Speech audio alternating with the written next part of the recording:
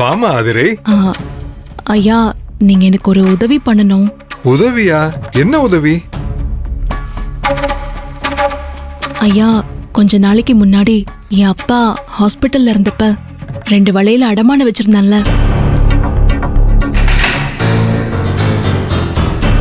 ஆமா அதிரை, அத இப்ப திருப்ப வந்திருக்கியா? பணம் கொண்டு வந்திருக்கல? இல்லங்கய்யா, வளையல திருப்பறதுக்காக வரல. அத என்னால திருப்பவும் முடியாது. வீட்ல ஒண்ணு மாத்தி ஒண்ணு ஏகப்பட்ட பிரச்சனை.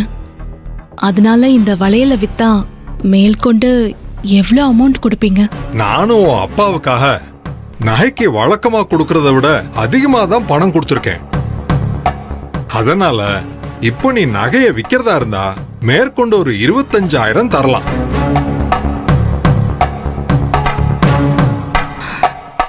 சரிங்கய்யா, எனக்கு 25,000 ரூபாய் கொடுங்க, அது போதும். சரிம்மா.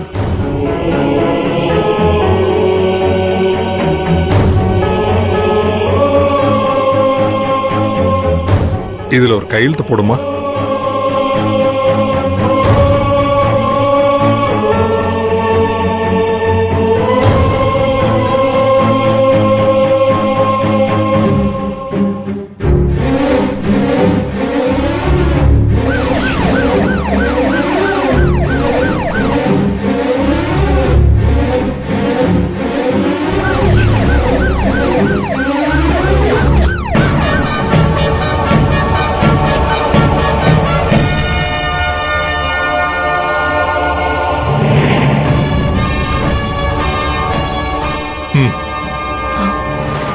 ரொம்ப தேங்க்ஸ்.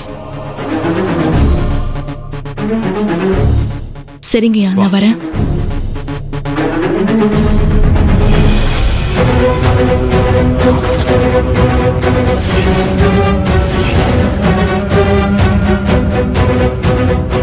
வாங்க சார், வணக்கம்.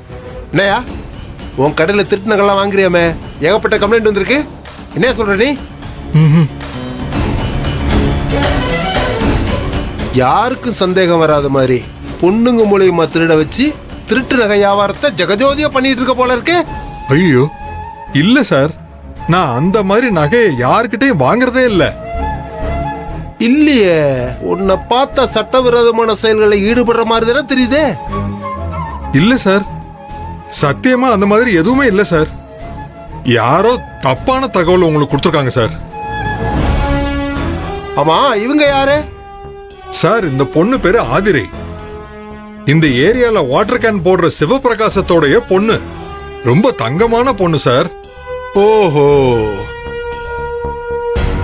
இந்த தங்கமான பொண்ணு இங்க எதுக்கு வந்திருக்காங்கன்னு தெரிஞ்சுக்கலாமா?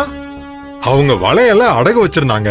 அதை மீட்க முடியாததுனால அதை வித்து பேலன்ஸ் அமௌண்ட்டை வாங்குறதுக்காக வந்திருக்காங்க. அந்த வளையல் ஒன்னும் திருட்டு நகை இல்லையே. சார், அது திருட்டு நகையெல்லாம் ஒண்ணும் இல்ல. உன் நகைக்கு பில் இருக்கா? பில்லு இருக்கு, ஆனா இப்ப அது என் கையில இல்ல, வீட்ல இருக்கு. வீட்ல இருக்கா? இது திருடுறவங்க தப்பிக்கிறதுக்கு வழக்கமா சொல்ற பழைய பொய். நீ தான் புதுசா ட்ரை பண்ணா கொஞ்சம் பெட்டரா இருக்கும். நீங்க மனசுல எதையோ வச்சுக்கிட்டு தேவையில்லாம என் மேல திருட்டு பட்டம் காட்டிட்டு இருக்கீங்க. இது சரியில்லை, வழி விடுங்க.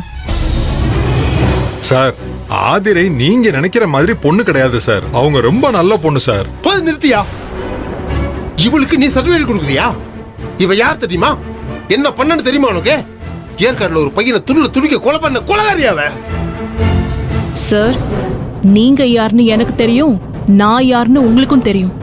பழைய குப்பையெல்லாம் கிளறினீங்கன்னா அதனால அசிங்கம் எனக்கு இல்ல, உங்களுக்கு தான். புரிஞ்சு நடந்துகிட்டு என் வாழ்க்கையில குறுக்க வராம ஒதுங்கி போயிட்டீங்கன்னா உங்களுக்கு நல்லது. இல்லைன்னா இதோட பின்விளைவு ரொம்ப மோசமா இருக்கும்.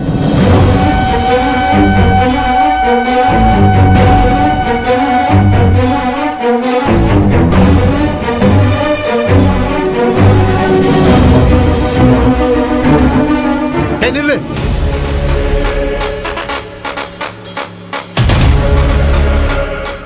நான் உன் வீட்டுக்கு வந்து சும்மா மிரட்டினதா நீ நினைச்சிட்டு இருக்காத. நான் இப்ப நினைச்சா கூட நீ திருட்டு நகைத்தான் விற்க வந்தேன்னு உன் மேல பொய் கேஸ் போட்டு உள்ள தள்ளி இந்த நாக்கடக்காரனைய சாட்சி சொல்ல வச்சு உள்ள தள்ள முடியும். என்ன சொன்ன? பின் விளைவு மோசமா இருக்குமா? கரெக்டு தான், கரெக்டு தான். ஆனா அது எனக்கு இல்ல, உனக்கு தான். உங்க பையன் என் கையால செத்ததுனால என் கதையை முடிச்சிடலாம் துடியா துடிச்சிங்க. அதுவே உங்களால முடியல. அப்படி இருக்கிறப்ப எனக்கு எதிரா பொய் கேஸ் போட்டு என்ன உள்ள தள்ள முடியும்னு நினைக்கிறீங்களா? நீங்க என் மேல பொய் கேஸ் போட்டா அதை தூள் தூளா உடைச்சு எப்படி வெளியில வரணும்னு எனக்கு தெரியும்.